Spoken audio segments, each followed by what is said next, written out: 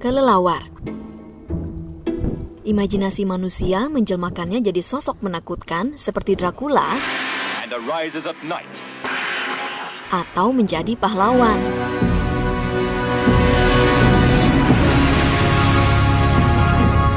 Namun tahun ini, si mamalia terbang dibicarakan gara-gara diduga jadi sumber penularan virus corona penyebab COVID-19.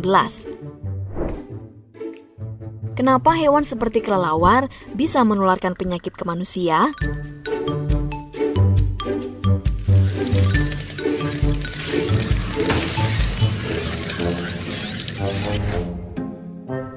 COVID-19 itu salah satu penyakit zoonosis, alias penyakit yang ditularkan dari hewan. Kamu pernah kena demam berdarah? Ini juga contoh zoonosis. Penularannya memang bisa terjadi lewat banyak faktor alias pembawa. Salah satunya adalah serangga, kayak nyamuk. Kalau ada nyamuk pembawa virus dengue menggigit kamu, kamu bisa terinfeksi dan jadi sakit.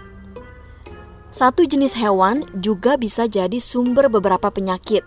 Misalnya, kelelawar yang diketahui jadi sumber virus SARS, Ebola, rabies, Nipah. Kamu tahu apa yang bikin aneh? Virus itu nggak selalu membuat hewan yang dihinggapinya sakit. Jadi penyakit ini berbeda-beda.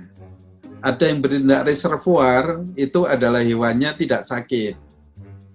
Reservoir itu hewannya tidak sakit.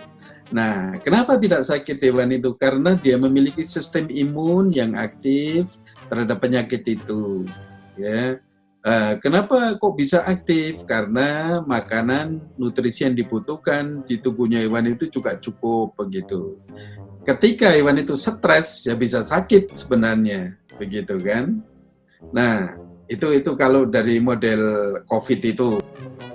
Kalau kata riset nih, selama hampir 60 tahun ada setidaknya 335 penyakit menular baru. 6 dari 10 penyakit itu masuk kategori penyakit zoonosis. Ngeri kan? Nah, selain lewat gigitan, penyakit zoonosis menular lewat cara apa aja sih?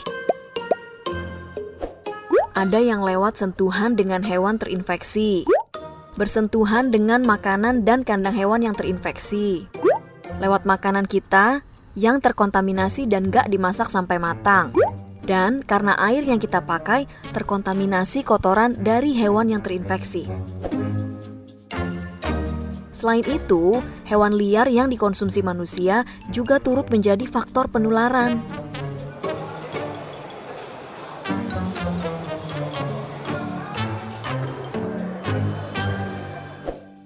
Riset menyebutkan, ada 71,8% penyakit menular baru jenis zoonosis disebabkan patogen dari alam liar.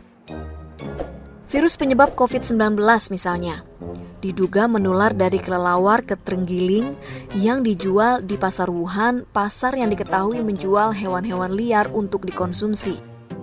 Lalu, biar nggak kena penyakit dari hewan lain, manusia harus bagaimana? Tidak hanya masalah memperhatikan hanya lingkungan, manusia dan hewannya tidak hanya ada, cukup tidak, tetapi keseimbangan. Jadi mutualisme di antara ketiga tadi itu dibuat lingkungan sebaik mungkin sehingga penyakit juga tidak akan pindah dari hewan satu ke hewan lainnya atau pindah ke manusia. Penyakit zoonosis memang perlu diwaspadai. Tapi bukan berarti kelelawar dan hewan-hewan lainnya harus kita musuhi. Ada cara praktis untuk mencegah penularan penyakit zoonosis. Misalnya pemusnahan hewan, penyemprotan insektisida dan disinfektan, serta vaksinasi hewan. Tapi cara ini punya konsekuensi yang merugikan bagi kerusakan lingkungan. Patogen tetap bertahan dan dari sisi logistik sulit diterapkan. Ambil contoh penanganan virus Nipah di Malaysia dan Singapura. Karena wabah itu, babi-babi di peternakan dimusnahkan, yang tentunya menyebabkan kerugian besar. Ternyata babi-babi ini tertular virus Nipah gara-gara makan buah di sekitar peternakan yang terkena virus dari kelelawar. Wabah reda setelah pohon buah-buah tersebut ditanam di posisi yang jauh dari peternakan babi. Nah, kebijakan begitu disebut intervensi ekologis.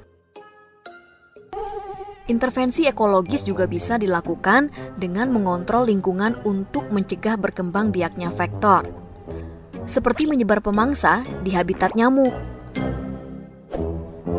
Selain itu, meminimalkan kontak hewan liar dengan manusia juga harus dilakukan.